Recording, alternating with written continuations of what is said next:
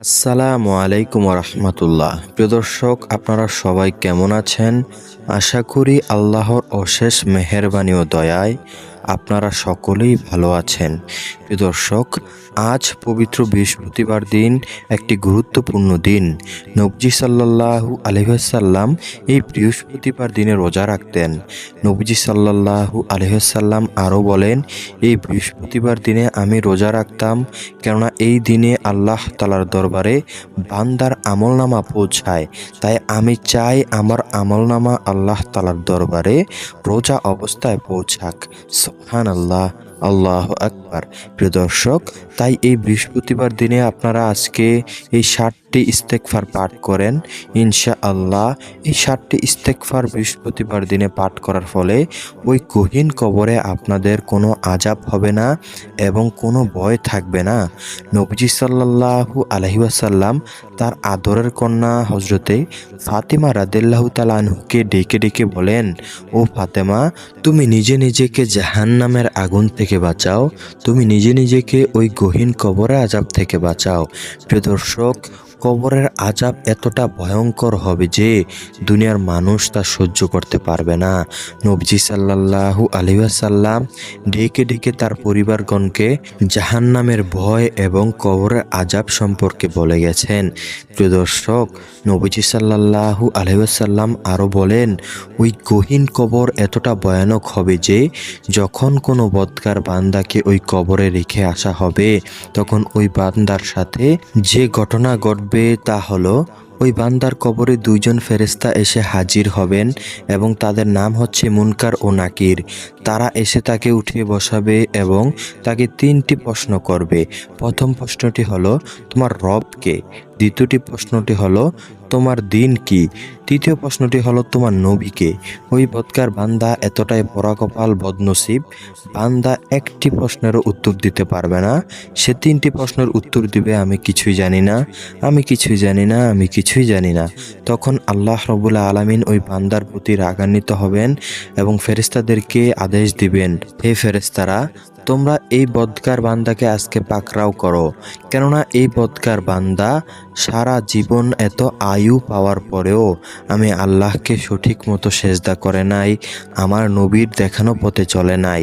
তাই এই বান্দাকে তোমরা কঠিন থেকে কঠিনতর শাস্তি দিতে থাকো। নবীজি সাল্লাল্লাহু আলাইহি সাল্লাম বলেন, ওই বান্দার উপর তখন থেকে শাস্তি স্বরূপ যে আযাবগুলো হবে, সে আযাবগুলো হলো, ওই বান্দার কবরের এক পাশ লোহার চেয়েও শক্ত হয়ে যাবে এবং অপর পাশ অনেক দূরে চলে যাবে। সে দূর থেকে এসে তার শরীরে সজোরে আঘাত করবে।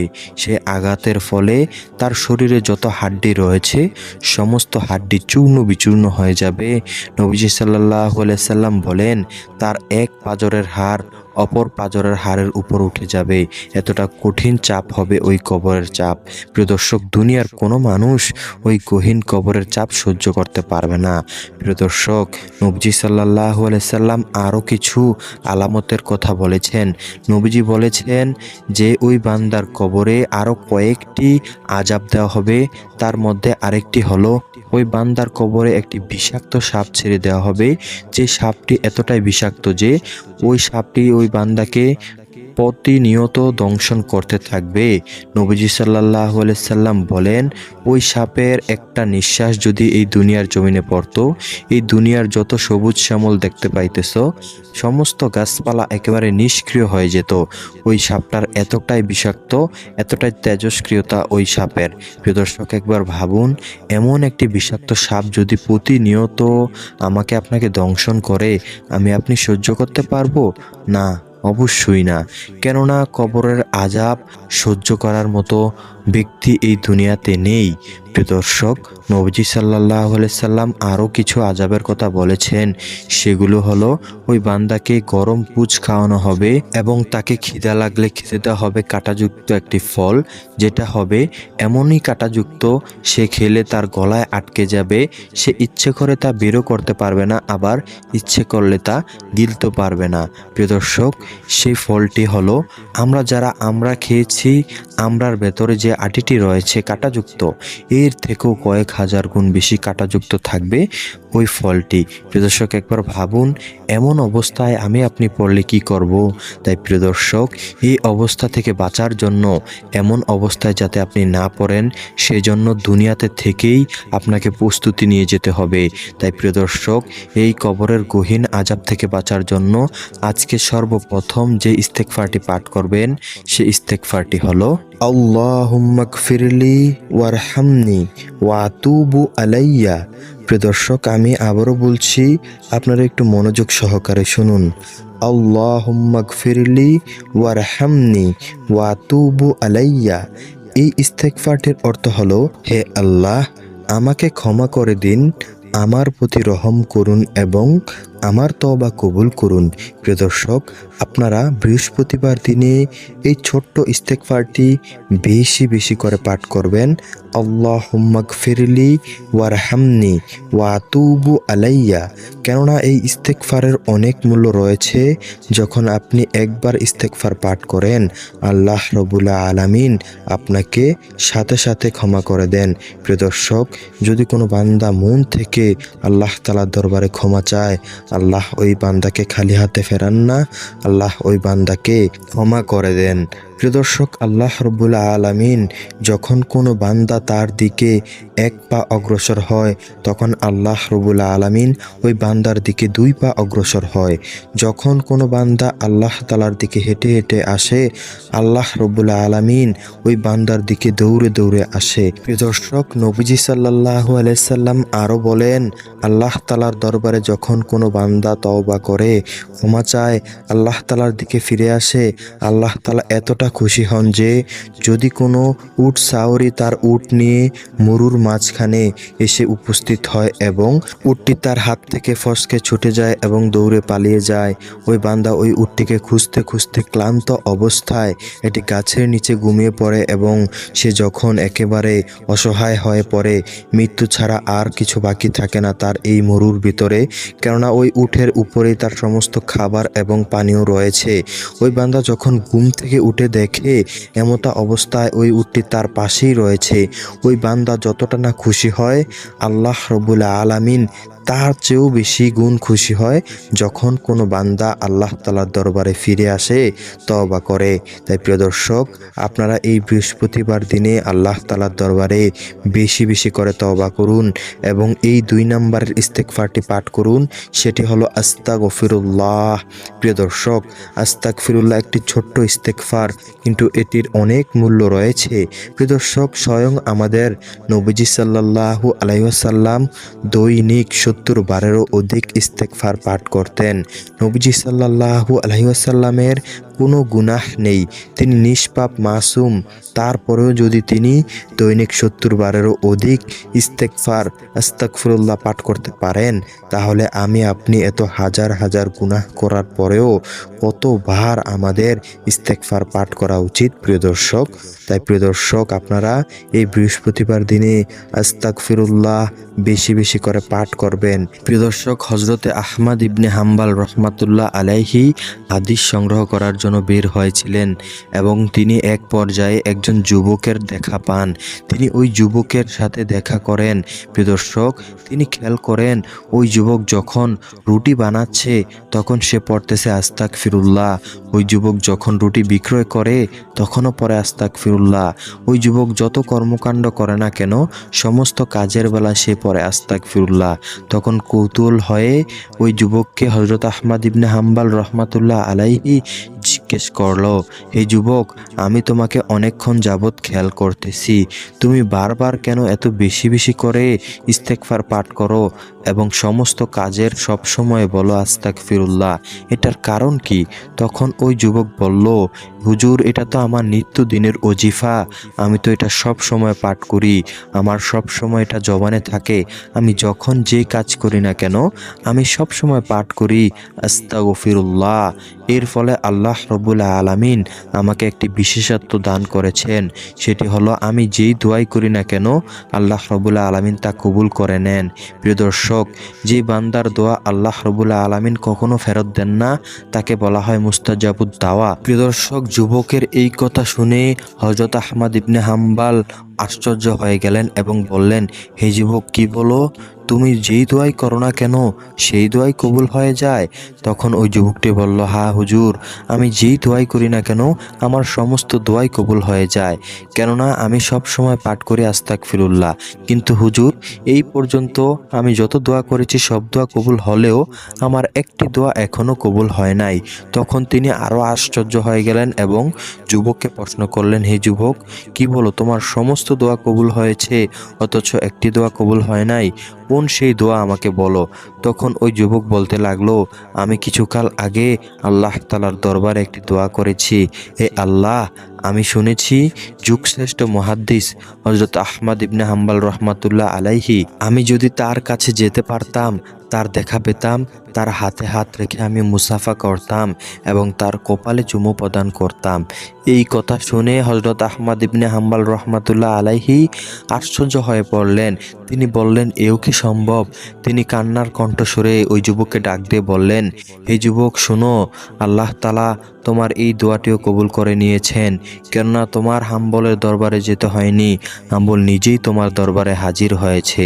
তখন ওই যুবকও আশ্চর্য হয়ে গেলেন এবং তার হাতে হাত রেখে মুসাফা করলেন এবং তার কপালে একটি চুমু প্রদান করলেন। প্রিয় দর্শক, এতে করে কি বুঝলেন? আপনি যত বেশি করে আল্লাহ তাআলার দরবারে ক্ষমা প্রার্থনা করবেন, ইস্তেগফার পাঠ করবেন, আল্লাহ রব্বুল আলামিন আপনাকে ততই পাওয়ারফুল করে দেবে।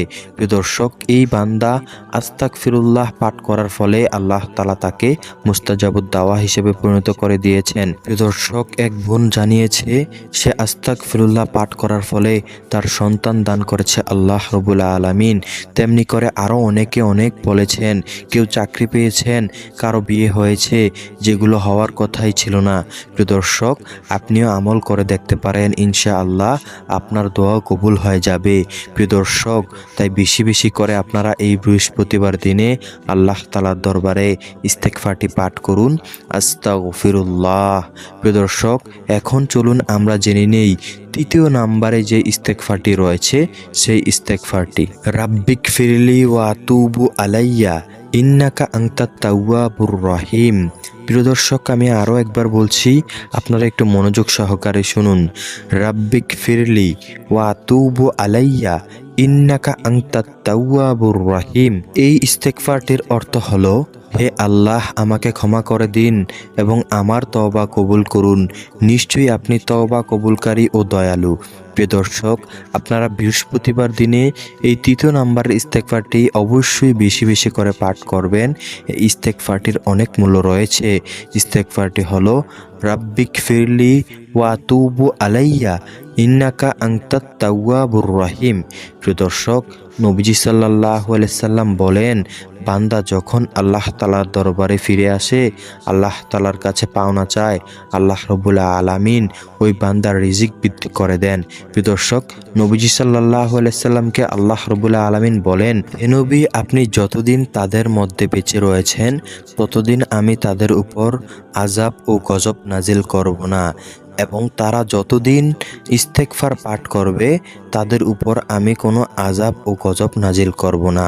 প্রিয় দর্শক, নবীজি সাল্লাল্লাহু আলাইহি সাল্লামকে আল্লাহ রাব্বুল আলামিন এই দুইটি কথা বলেছেন। যতদিন পর্যন্ত নবীজি সাল্লাল্লাহু আলাইহি সাল্লাম আমাদের মাঝখানে বেঁচে রয়েছেন ততদিন কোনো আযাব ও গজব নাজিল হবে না, এবং যতদিন পর্যন্ত না আমরা আল্লাহ তাআলার দরবারে ইস্তেগফার পাঠ করি ততদিন আল্লাহ তাআলা আমাদের উপর কোনো গজব ও আযাব নাজিল করবে না।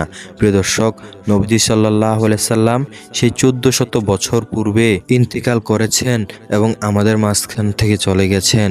তাই আমরা যদি এখন সব সময় আল্লাহ তাআলার দরবারে ইস্তেগফারের আমল করি, ইস্তেগফার পাঠ করি, অবশ্যই আল্লাহ তাআলা আমাদের উপর আযাব ও গজব নাজিল করবে না। প্রিয় দর্শক, একবার ভেবে দেখুন, হযরত দাউদ আলাইহিস সালামের জমানার কথা, যখন তার কওমের লোকেরা মাত্রা অতিরিক্ত করে ফেলে এবং অতি সীমা লঙ্ঘন করে ফেলে। প্রিয় দর্শক, দাউদ আলাইহিস সালামকে আল্লাহ রাব্বুল আলামিন এত সুন্দর কণ্ঠ দান করেছেন যে তিনি যখন জাবুর কিতাব তেলাওয়াত করতেন, জঙ্গলের পশু পাখি এসে তার তেলাওয়াত শুনত। তিনি যখন নদীর পাড়ে তেলাওয়াত করতেন, মাছেরা এসে তার তেলাওয়াত শুনত। তেমনি করে এক সময় তার কওমের লোকেরা যে মাছগুলো আছে সে মাছগুলোকে ধরতে লাগলো। তখন আল্লাহ রাব্বুল আলামিন তাদেরকে নিষেধাজ্ঞা দিলেন এবং নবীকে জানিয়ে দিলেন, হে নবী, আপনার কওমের লোকেরা যেন শনিবারে মাছ না ধরে, শনিবারে মাছ যেন না ধরে, তারা যেন সপ্তাহের অন্য কোনো দিনে মাছ ধরে।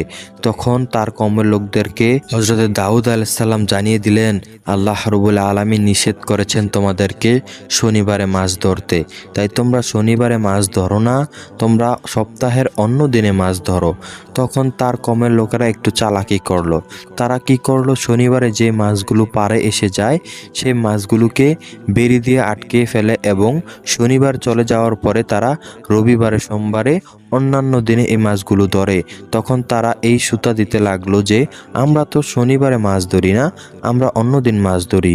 তখন আল্লাহ রাব্বুল আলামিন তাদের এই কৌশল, তাদের এই চালাকি দেখে আল্লাহ রাব্বুল আলামিন তাদেরকে অভিশাপ দিলেন এবং সেই অভিশাপের ফলে তারা আল্লাহ তাআলার হুকুমে তারা বানরে পরিণত হয়ে গেলেন। নাউজুবিল্লাহ। দর্শক, একবার ভাবুন, বান্দারা আগে যখনই পাপ করত সাথে সাথে তাদের উপর গজব নাজিল হতো, আর আমরা নবীজি সাল্লাল্লাহু আলাইহি সাল্লামের জামানার উম্মত হয়ে আমরা এত পাপ করে থাকি, এত জঘন্য কাজ করে থাকি, তারপরেও আমাদের উপর সাথে সাথে গজব নাজিল হয় না। আল্লাহ তাআলা দিনের পর দিন, মাসের পরে মাস, বছরের পরে বছর আমাদেরকে সুযোগ দিয়ে যান কখন আমরা আল্লাহ তাআলার দরবারে ফিরে আসব এবং তওবা করব। প্রিয় দর্শক, তাই সময় থাকতে আপনারা আল্লাহ তাআলার দরবারে ফিরে আসুন এবং তওবা করুন, ইস্তেগফার পাঠ করুন বেশি বেশি করে। প্রিয় দর্শক, চতুর্থ নাম্বারের ইস্তেগফারটি বলতে যাচ্ছি। সেই ইস্তেগফারটি হলো আস্তাগফিরুল্লাহাল্লাযী লা ইলাহা ইল্লা হুয়াল হাইয়ুল কাইয়্যুম ওয়া আতুবু ইলাইহি। প্রিয় দর্শক, আমি আবারও বলছি, আপনারা একটু মনোযোগ সহকারে শুনুন। আস্তাগফিরুল্লাহাল্লাযী লা ইলাহা ইল্লা হুয়াল হাইয়ুল কাইয়্যুম ওয়া আতুবু ইলাইহি। এই ইস্তেগফারটির অর্থ হলো, আমি আল্লাহর কাছে ক্ষমা প্রার্থনা করছি যিনি ব্যতীত কোনো উপাস্য নেই, তিনি চিরঞ্জীব, সবকিছুর ধারক, এবং আমি তার কাছেই ক্ষমা প্রার্থনা করছি। প্রিয় দর্শক, এই চতুর্থ নাম্বারের ইস্তেগফারটিও আপনারা বৃহস্পতিবার দিনে বেশি বেশি করে পাঠ করবেন, কেননা বৃহস্পতিবার দিনে বান্দার আমলনামা আল্লাহ তাআলার দরবারে পৌঁছায়। প্রিয় দর্শক, পঞ্চম নাম্বারে যে ইস্তেগফারের কথা বলতে যাচ্ছি সেই ইস্তেগফারটি হলো লা ইলাহা ইল্লা আনতা সুবহানাকা ইন্নী কুনতু মিনাজ জালিমিন। প্রিয় দর্শক, আরেকবার বলছি, ভালো করে শুনুন। লা ইলাহা ইল্লা আনতা সুবহানাকা ইন্নী কুনতু মিনাজ জালিমিন। প্রিয় দর্শক, এটির অর্থ হচ্ছে, আপনি ছাড়া কোনো ইলাহ নেই, আপনি পবিত্র, নিশ্চয়ই আমি অপরাধীদের অন্তর্ভুক্ত। এটির নাম হচ্ছে দোয়ায়ে ইউনুস। আপনারা এই দোয়ায়ে ইউনুসের কথা শুনেছেন আগে পরেও, অবশ্যই এটির অনেক দাম রয়েছে, অনেক মূল্য রয়েছে। তাই আপনারা এই দোয়ায়ে ইউনুস বৃহস্পতিবার দিনে বেশি বেশি করে পাঠ করবেন। লা ইলাহা ইল্লা আনতা সুবহানাকা ইন্নী কুনতু মিনাজ জালিমিন।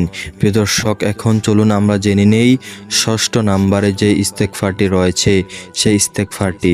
প্রিয় দর্শক, ষষ্ঠ নাম্বারে ইস্তেগফারটি হলো রাব্বানা যালামনা আনফুসানা ওয়া ইল্লাম তাগফির লানা ওয়া তারহামনা লানাকুনান্না মিনাল খাসিরিন। প্রিয় দর্শক, আমি আবারও বলছি, একটু মনোযোগ সহকারে শুনুন। রাব্বানা যালামনা আনফুসানা ওয়া ইল্লাম তাগফির লানা ওয়া তারহামনা লানাকুনান্না মিনাল খাসিরিন। প্রিয় দর্শক, এই দোয়াটি আল্লাহ তাআলার দরবারে হযরত আদম আলাইহিস সালাম করেছেন, তাই এটির অনেক মূল্য রয়েছে। বৃহস্পতিবার দিনে অবশ্যই আপনারা বেশি বেশি করে এই ইস্তেগফারগুলো পাঠ করবেন ইনশাআল্লাহ। প্রিয় দর্শক, এখন চলুন আমরা জেনে নেই সর্বশেষ এবং পঞ্চম নাম্বারে যে ইস্তেগফারটি রয়েছে, যে ইস্তেগফারটিকে বলা হয় সর্বশ্রেষ্ঠ ক্ষমা চাওয়ার দোয়া এবং সর্বশ্রেষ্ঠ ইস্তেগফার, সেটি হলো সাইয়্যিদুল ইস্তেগফার। প্রিয় দর্শক, সাইয়্যিদুল ইস্তেগফারটি আমরা সব সময় পড়ব এবং এটির অনেক ফজিলত রয়েছে। প্রিয় দর্শক, নবীজি সাল্লাল্লাহু আলাইহি সাল্লাম বলেন, যেই বান্দা সকাল বিকাল দুইবার এই ইস্তেগফারটি পাঠ করবে, ওই বান্দা যখন মৃত্যুবরণ করবে সাথে সাথে জান্নাতে হয়ে যাবে। নবীজি সাল্লাল্লাহু আলাইহি সাল্লাম বলেন, যখন কোনো বান্দা সকালবেলা একবার এই সাইয়্যিদুল ইস্তেগফার পাঠ করবে, তখন সন্ধ্যা হওয়ার আগ পর্যন্ত যদি সে মারা যায় তাহলে সে জান্নাতি হবে। এবং সন্ধ্যাবেলা যদি সে একবার এই ইস্তেগফারটি পাঠ করে, সকাল হওয়ার পূর্বে যদি সে মারা যায় তাহলে সে জান্নাতে প্রবেশ করবে। সুবহানাল্লাহ, আল্লাহু আকবার।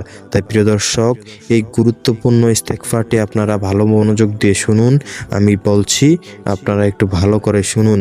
আল্লাহুম্মা আনতা রব্বি লা ইলাহা ইল্লা আনতা খলাকতানি ওয়া আনা আবদুকা ওয়া আনা আলা আহদিকা ওয়া ওয়াদিকা মাস্তাতাতু আউযু বিকা মিন শাররি মা সানাতু আবু লাকা বিনিমাতিকা আলাইয়া ওয়া আবু বিযামবি ফাগফিরলি ফা ইন্নাহু লা ইয়াগফিরুয যুনুবা ইল্লা আনতা।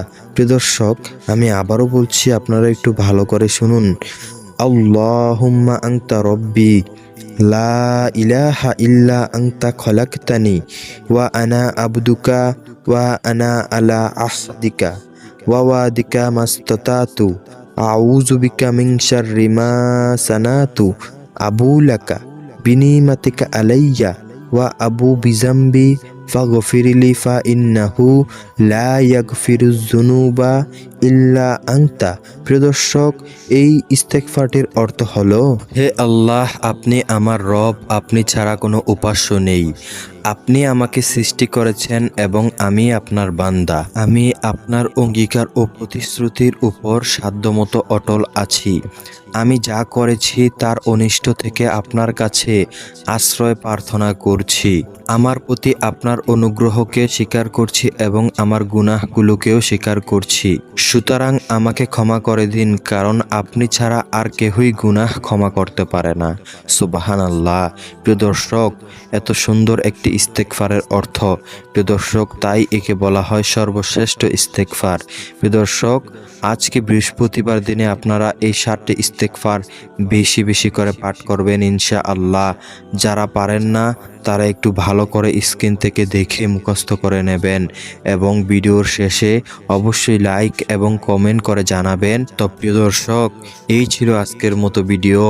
এই রকম ভিডিও পেতে চাইলে আমাদের চ্যানেলটি সাবস্ক্রাইব করে আমাদের পাশেই থাকবেন। আল্লাহ হাফেজ।